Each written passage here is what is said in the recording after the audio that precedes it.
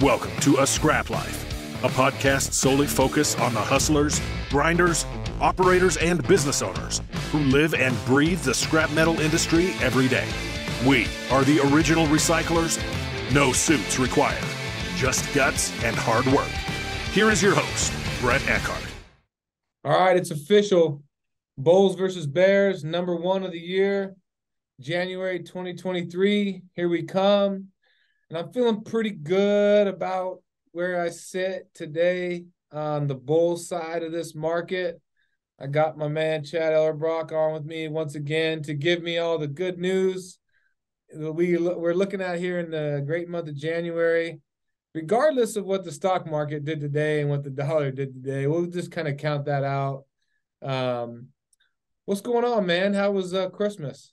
Oh, it was excellent. I'm looking forward to this one. I do got some bullish points, but I got some bearish ones too, of course. I know you always have bearish points. That's your job, right? And I'm here to tell you that there's no scrap out there.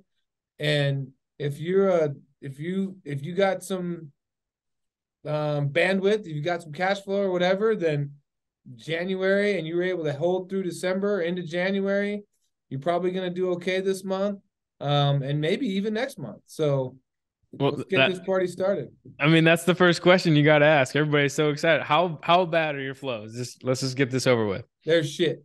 They always are.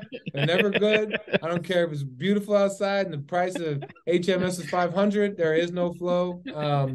But no, in all reality, and this is speaking strictly regionally, like the Northwest, Rocky Mountain, we've had a pretty rough December weather-wise, which I think is translated really across the country. I mean, I know the South, the Midwest. I mean, the whole country got hammered pretty hard. I think last week the weather was pretty decent weather-wise, but leading up to that week, man, it was a couple weeks of pretty rough weather, and probably really for us started early December, which in scrap, if the price is coming down and especially off of, we've had a good run the last couple of years, the price is down and the winter's smacking you in the ass, man, there's nothing increases scrap flow like those two items. So flow for us realistically is like I said, I think previous month, like we're like 30%, or something off, right? If I was just as a betting man, without looking at the numbers. Well, the last 6 months, if you would have said there's no flow, I guess there's a story there. But I guess for December, I would believe you that flows were okay. Truly. That's what I'm asking. I'm just asking for a little belief here. I think talking to a lot of mills, I think order performance has reflected that also. So it makes sense. Gotcha. I mean, this is the first month that I haven't delivered all the tons that I committed to into one of the steel mills in a long time. And that was mostly just like accessibility, weather, trucking. It was tough, man. It was a tough go this month. Absolutely. And when you think about this inventories, whether of shred feed or what the mills have, it feels pretty tight throughout the system. Would you agree? Yes.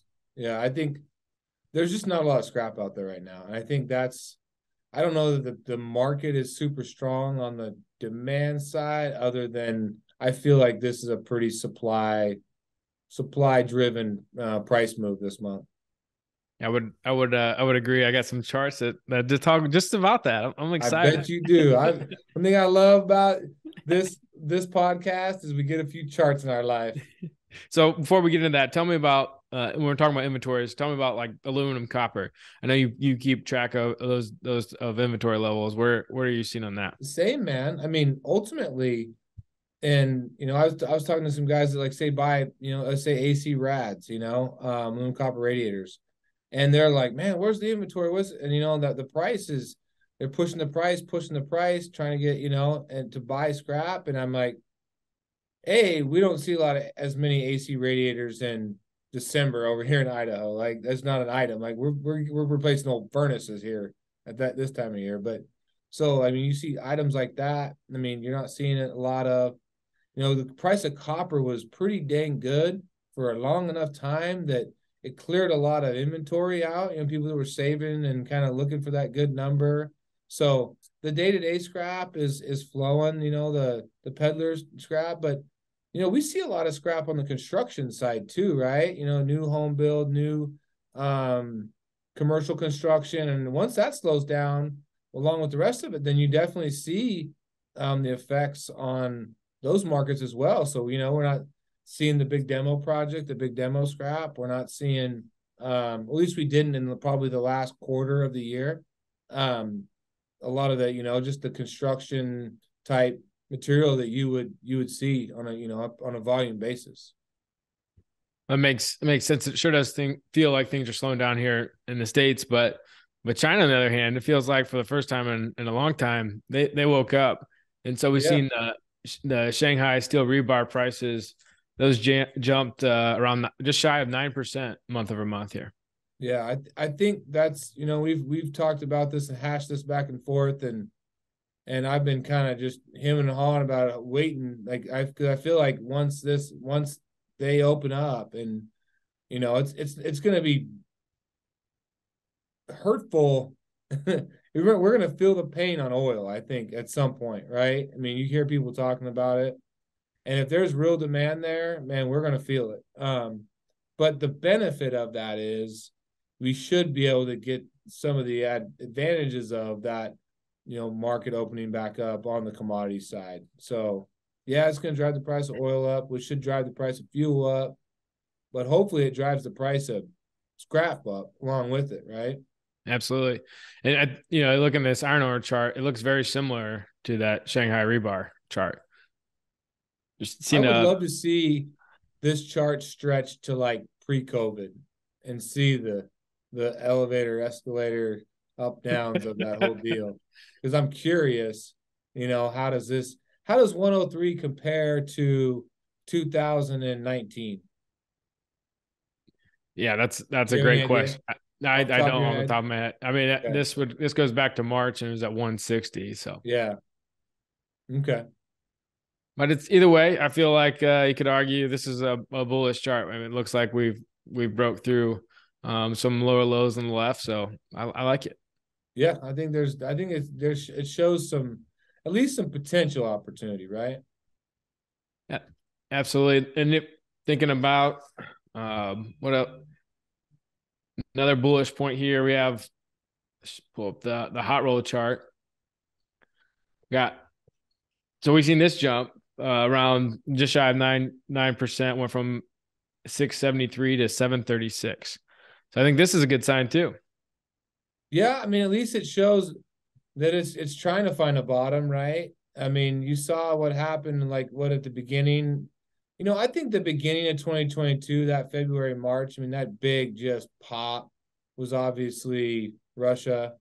So, how true was that? The wall of worry, it climbed right back up, or at least close into 1500, and then obviously from then on, it's kind of trended back down to, I would say, like pre-COVID, right? Or around somewhere in that range. So, I'm hopeful that maybe we found a bottom in here, but you can see from that chart going back to 2020, if it wants to go down, it's got some ways to go. It's got some room to go down still, right? Oh, no way. After inflation, after fuel, that we can never see those levels again. Hey, dude, I was the guy that's like, hey, $90 oil, like, I don't see it going lower than this. And I watched that thing go to like 65. I'm like, that's why I'm not an oil trader. I'm barely a scrap trader, let alone an oil trader. So what do you think about hot roll? I mean, we think about us shifting from more of a demand-driven market to supply-driven market. How much? Because lead times, I mean, last month, and this is a bearish point. Let's just focus on that. Let's make the transition. Yeah, for you. So we went get from my hopes up and then burn them down.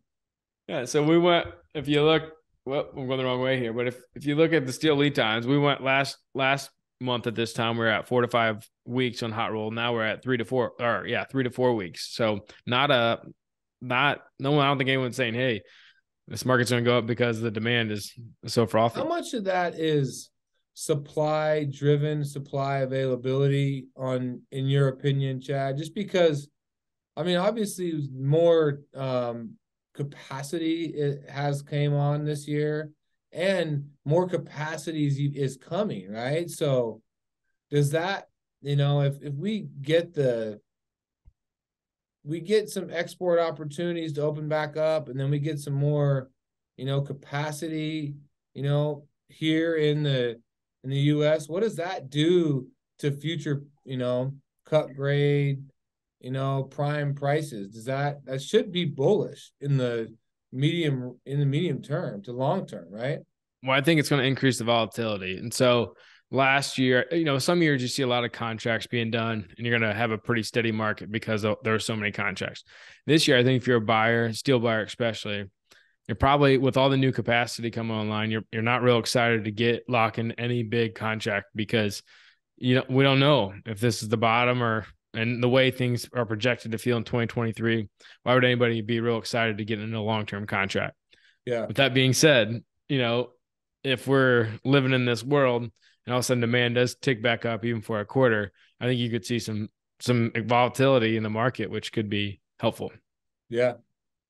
That wouldn't break my heart. I mean, because volatility, I mean, essentially is, I mean, those swings they can be good if you look, depends on how you look at it, right? Yeah. Because, I mean, you can capitalize on those, those momentum swings up or down. If you've got the willingness or the cash flow ability to, sit on some volume, a month, take a chance, or a couple months, take a chance and see what the market brings. Well, we all love it when the market goes up, but man, does it suck when the market's going down. You got inventory. So I just feel like there's going to definitely be some opportunities in the trading side and the positioning side. It just when and where, right? That's what we don't know yet. 100%. Then I got another bearish point here for you. I mean, look at this pig iron chart. We're off $15 a ton month over month. I mean, we went from $495 to $480. It's just sad, the world out there. But pig iron is, if these new these new hot roll plants come along, I mean, pig iron is, I mean, I'm not saying it's going to be a thing of the past, right? But it should be a less I mean, it should be an item that has less interest, like, for lack of a better term, right? Well, I think we seen during COVID, when the Ukraine-Russian conflict war, when that came about, once pig iron got crazy high, $1,000 a ton, whatever it was, there's a lot of people that can make pig iron for that level. And so I felt like what seemed like, oh my gosh, we're going to run out of scrap. Then I was like, oh, I guess, there's a lot of mills in the world that can actually make pig too, instead of just straight steel. So it was a good lesson, that's for sure. Well, and that's when I think it comes, I mean, even on the mine supply side, right? Like, when those guys are seeing, oh man, $1,000 pig, like those guys are going overtime, double overtime. They're like, we haven't seen a market like this, right? So right. All of a sudden, this enormous amount of supply becomes available, right? So then all of a sudden, everybody's trying to catch. I always figure it's like the baseball bat game, right? Like, everybody's trying to get the next, and until somebody finally caps it, and then from there it's all downhill, right? Yeah. So once there's this, then all of a sudden you don't just take all that supply that's been produced and then just soak it up out of the market tomorrow. It has to work its way through, which then obviously you see what happens. It drives the pricing down, and that stuff's got to work through the system just like anything. And I do think this month we should see, or I think, prime grades, because of all the pig iron pressure, because just the demand pressure, prime scrap has really become not popular in this down cycle, but it seems like this might be the month where that trend changes. I think so. It's like anything, right? Like, you're never, like, being in the scrap industry, scrap business. I'm used to not being the prettiest girl at the dance all the time, right? Like, there are moments when it's like, I am the girl with glasses and hair pulled back and zits on my face. And then there's the days where I show up, I got the right material, I got what you need. All of a sudden, like, I become significantly better looking. I feel like that's how prime is right now. Like, it's gonna show up one of these days. People are like, oh, that our old friend Prime scrap, you know? She's beautiful. She's beautiful again. She was ugly for a while, but she's back. Well, these mills, you always gotta keep track of the scrap rebar spread in Turkey. And I really want to show you this one because I do think inflation is playing a toll here. If we go back, pre-COVID, we're around that, let's call it $160, $200, $180 mark between scrap and rebar. Now we're hanging in there in that 250 to 300 pretty consistently. I don't know how you put the toothpaste back in the bottle, right? Like, you don't print that much money, create that much just, money out of thin air, and then all of a sudden, you're going to raise some interest rates and drive down some demand for a little bit. But U.S. is no different than a lot of these other economies. Like, you can't jack the interest rates up to 17% and not just totally, your debt burden is too high. When you want to compare the 70s to today, I mean, your debt burden is significantly different as a country, right? And not just our debt burden, but like other countries that have similar situations. So yeah, you want to slow down the demand to a certain extent to try and get inflation in check, but all you're doing is creating yourself a larger interest bill at the same time. So how do you, you're walking a super fine line, and I'm no economist, but they don't want to slow this thing to a stop, at least not with interest rates, because that's not super beneficial. I don't see it.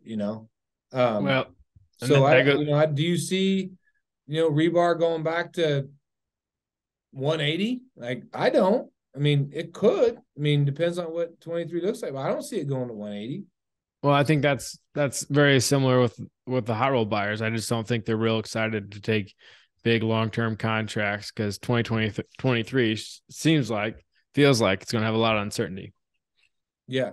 Well, and I there's no doubt about it. Like, I think I'm probably more optimistic about 23 than maybe most. I was talking to Nick about this earlier, and partly that's just my nature. But partly, like, I am optimistic because so many people are pessimistic right now. So, like, I can usually keep like kind of a level, optimist mindset and say, yeah, okay, I'll see what this year brings. Like, everybody's talking really good about it, but I'll kind of start to temper it down to say, hey, I'm glad to hear everybody feels good. Let's just see what this thing looks like, 2022-ish, right? But when everybody's like already wrote the year off, everybody said, fuck it, it's going to be crap, recession, this, and, depression, that, and 1929, this, and, like, everybody's kind of just basically saying it's, it ain't gonna be worth crap. That to me is when I'm like, oh, really? Like, that's the way it is, huh? It kind of makes me go a little bit harder, I guess.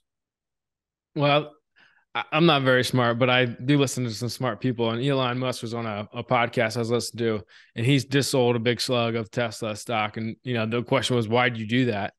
And he basically said, I don't like selling it. I do think Tesla at some point will be the biggest company in the world. Not today, but they will be. But, I think there's going to be some stuff on sale. He felt like we're going to be in a recession until Q2 of 2024. And he felt like there's going to be some real opportunity between now and then. And so he's like, I want to make sure, I got plenty of black powder, plenty of dry powder to make everything go well. And is that dry powder to buy stuff, or is it dry powder to keep his operations running? Or yeah, I think he's hinting towards both. He thinks there's going to be a lot of opportunity out there. He said, in every recession, we never know what industry, what sector is going to just go down 90%, but there's going to be one, and I think to me, he's really tied to the auto financing. And I think there's a lot of upside down auto loans right now. Because everybody's buying these bullshit electric cars that he's making. That's, to me, like, if I was making shitty, overpriced electric cars, I'd probably be nervous too. I mean, I think there's a lot of people that spent $70,000, $80,000, $90,000, $100,000 on a new pickup, and also it's not worth that today. Going, oh boy, 1,000%. Like the housing industry, right? Like, And if you're that tied to the auto industry, well, if you're that tied to the electric automotive industry, which still has yet to prove itself out all the way, like there's a lot of initiative behind it. There's a lot of hoopla behind it, but at the end of the day, like that's an expensive car. It goes if you truly are looking at a slowdown in the economy, are you going to go buy that Toyota Corolla for 35, 40,000 that's gas or a hybrid? Or are you going to go buy the $60,000, $70,000 all electric, like flashy car, And Tesla doesn't make those cars. They don't make the Toyota $35,000 gasser that just goes forever, right? So Yeah. if you're that company, like you probably should make sure you're in a position to weather the storm. Just like any new technology, it does take some time to actually take hold and really become, a real piece of the puzzle. But you hear what the CEO of Toyota says. I mean, he's like, man, I'm not jumping on that train. I'm not jumping on the electric train. They're more interested in hydrogen and other, alternative fuel sources. But they're in no hurry. And Toyota's been around a long time, but they're in no hurry to jump on electric cars. Well, I think we've talked about this in the past where the supply chain has to do a lot of different things to truly meet the demand, all those raw materials and batteries. The whole world's going to change for that to happen. Absolutely. Which plays all the way back to the Bulls versus Bears, fair scrap market and prime scrap and automotive on the sheet supply side, right? On the hot roll side. Yep. Like, how does that demand, because there has been a couple years now where demand has basically has surpassed supply because they just couldn't get the units out, right? So is this going to be the year where supply of automotive, whether it's an electric car or, a gas or diesel hybrid, whatever it is, can keep up with the demand? Are they going to be able to pump, which then does that create some demand on the hot rolled side? Yeah, I personally think we're probably going to see less retail in the automotive sector, but I think there's so much backlog on like the company cars, the rent cars, that I think they'll have a good year just to get caught back up. Yeah. That's where I say maybe I'd be more worried about 24 than 23, because you've had a couple of years where, at least on the automotive side, yeah, you've had a couple of years where you just haven't been able to keep up with. I am starting to see some of the dealerships around here, though, actually starting to like have some inventory again, which I haven't seen that in a long time. At least on the pickup side. Yeah, yeah, which that's a good thing. I mean, that means they're actually getting units out and they're getting them through the system, which, like I said, I don't know. I don't pay much attention to the automotive market because it's just not our market here. We more look at, rebar stuff, material export side is kind of more what drives our markets. But I always just kind of keep an eye on it just because I'm curious more than anything. I think to me, the automotive market lives and dies by that payment. And when you're talking automotive loans, I'm sure those are 15%, 10, at least north of 10%. And that's a big payment when you're buying an $80,000-$90,000 truck. And that's why those electric cars don't make sense to me, right? It's not a, it's more of a, it's like the $1,000 iPhone versus the $500 iPhone, right? Like they both can do, for the most part, the same thing. But that $1,000 one, to say I got the nicest, flashiest, best, whatever, like that's good when everybody's ripping and the government sending out checks, every 6 months to people. But it's not as good when, when rubber meets the road and you're trying to figure out what groceries you need to buy. That $1,000 iPhone does the same thing the $500 one does. And I think that's where I feel on the automotive side that you're going to see a harder look at the hybrid, and maybe not all this. I don't know. I could be wrong. I mean, I've been wrong a lot of times in my life, but I feel like there's the gasser, the hybrid it's gonna stay strong. I love it. Well, I do got one more bullish point here, and I think this is probably the most important point is Turkey's 80-20 price. And so if we look at this, and this is where I think the market sentiment may be getting a little too excited. And so if you look at what the price was at the beginning of December, we're at 376 Turkey. Today we're at, I think the latest publication said there was a deal to be done at 402.50, but they offered 405. There's no sellers. So is that number going to be 410? You know, who knows? But so maybe let's just say it's going to be 410 by the time this trade's over with. That's only up $35 month over month.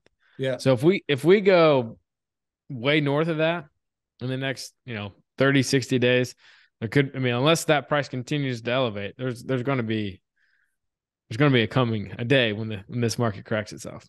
Oh yeah. It could be. I mean, it could look a lot like that. That August correction or that September correction, right? Like it gets up and then it gets you excited and you think the momentum's changing and it brings you back down to reality. But what it does look like to me, on the bullish side, that it's trying to base itself out somewhere in there, right? Yeah. Between that 400 to 350, it's kind of almost setting a floor, right? Which you as a trader and understanding how that works, that once a floor is trying to get set, then it once you can get some sort of bullish upside momentum, it can really climb. And I think that's when I look at it is, it may take a while, it may take a few months, it may take a year or whatever, but ultimately, if they solve this, which is just a really big asterisk if right now, if they solve the Russia-Ukraine deal, I don't know, I'm hopeful that they figure something out. And if China does truly open back up, man, watch out. This thing could rip. So yeah, let's talk about that. What are some of your predictions for 2023? What are your X factors to be optimistic? To be optimistic, I feel that everybody is, I think everybody's discounting what China's impact can be once they get through this wave of COVID and get open back up. I think that's probably the biggest, can be the biggest impact. The second thing I think is the dollar, the strength of the dollar. If the Fed even hints at stopping, slowing, whatever, the interest rate increases, says, okay, we're going to sit pat here for a little bit, or we feel like we kind of slowed the economy down enough, then I feel like that can be bullish for the economy as a whole, which then could be bullish on the commodity side, because I think that becomes a little more bearish for the dollar. If we get a little bit of break in the dollar strength, I mean, you saw this morning's trade just today, like the stock market was strong this morning, it opened up, the futures were up almost, almost a whole percent, across the board, and the dollar was, just barely, up, and all of a sudden, man, when that thing swung, dollar up, stock market down, oil down. I mean, but bam, it just happened. It happened in a matter of a day, right? Just that big of a turn. So imagine that, like across, months or across the year. Like if we can get a real, breather in the dollar strength, I think that there is reason to be optimistic. Now, whether we get it or not, I mean, that's here nor there. But I feel like if that does happen, that's bullish for commodities. Yeah, I would say that was one of my biggest X factors too. Was just I could see an infrastructure deal being done in China.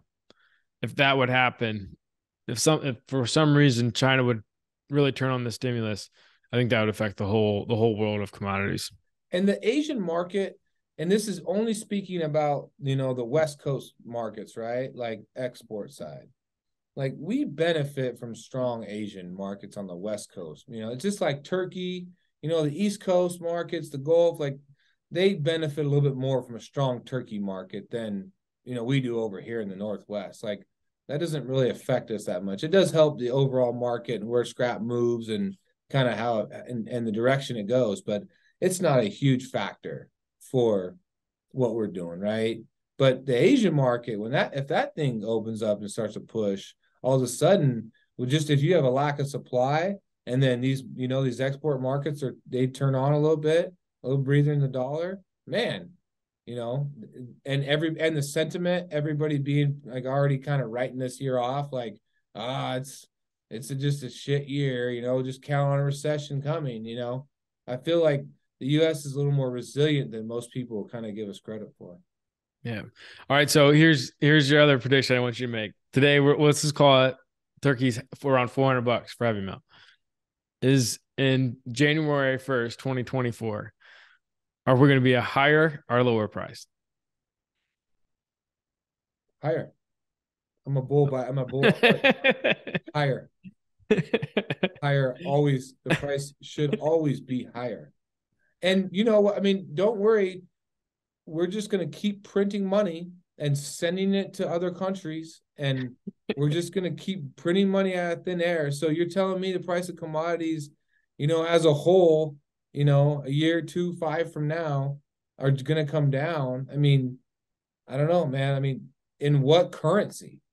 Yeah. I mean, in fucking Bitcoin or the dollar or what? I don't know. I mean, I feel like the dollar is definitely, more resilient than most people would think as well, right? I mean, that it's proved that out the last year that, so I got a question for you. Do you think I did a prediction for you. You got to do this one. Do you think that the interest rate today, January 2nd, 2023, will be higher or lower January 2nd of 2024? I think it will be higher. Higher than it is today? Yes. Okay. And the reason I think that is because I feel like they've said over and over again, we have tools to fix a bad economy. We don't have tools to fix inflation. And I think sometime Q2, like let's just play this out. Right? Oil is getting hammered, but how long is it going to take before if the supply chain just seems very fragile still? Yes. Whether you're talking aluminum, copper, ferrous scrap. I mean, we keep seeing these patterns, right? Where something little happens and all of a sudden it just 10%, 8%, just like that, right? Yeah. So you can't tell me with this that things don't continue to escalate in 2023 between Russia and Ukraine, and however that looks, right? He's got Putin does not have an out right now. He needs a win. He cannot walk away without a big win, or a sizable win. And so, to me, something instrumental has to happen between now and then. And when that does, commodities fly, which creates another wave of inflation, which creates another wave of higher interest rates. Interesting. I guess, I mean, ultimately, we can only hope that they can solve it, figure it out. But I mean, I'm a big believer in, you can print it, you can keep printing it, all the money all you want, until you stop doing that, until you stop juicing the markets, and you can raise the interest rates and just create yourself a bigger bill on the back end. Yeah. But you still got to print your way out of that bill. Yeah. Well, I could see them doing both. I could see them continue to rise interest rates, but I could see them passing like an infrastructure deal of size where they would, find other ways to increase quantitative easing, aka printing money, right? So yeah, that both could really happen. Man, I'm not good at predicting anything. All I can do is tell you our supply sucks, the flow sucks, and we should get higher prices, and that's all I got for you. I love it. Well, I think this is going to be. I think that's it. That's what I got. It. Hope everybody has a great 23. We'll be back once a month. Keep everybody in. We got something we've been kind of cooking on. We'll figure it out. We'll let you know if something comes to fruition. But other than that, man, everybody has a great month, and see you guys in February. Adios, Brett. All right, man.